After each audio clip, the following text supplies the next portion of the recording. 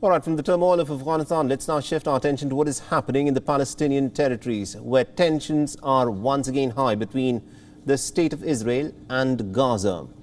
Now, the Israeli Defense Forces reportedly have launched airstrikes and bombings on the Gaza Strip early this morning, after Hamas-backed activists had held a nighttime vigil and protests along the Israeli border.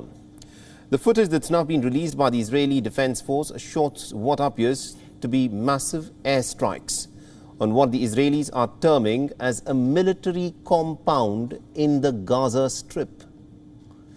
And this has, of course, come after hundreds of Hamas-backed activists started a nighttime protest along the Israeli border. The Israelis claim that the protesters threw crude explosives towards the Israeli forces, who of course responded with gunfire.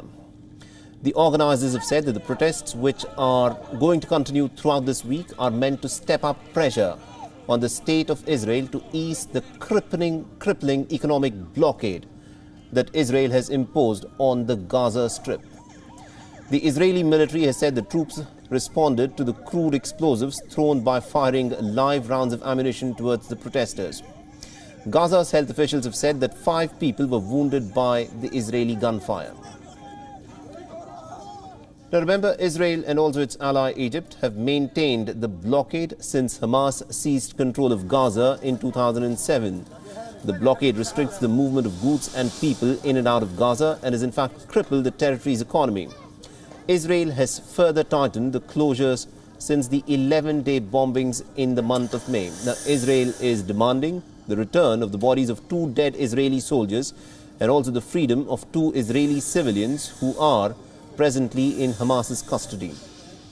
However, Egypt earlier this week had partially reopened its Rafah crossing border with Gaza after a 4-day temporary closure.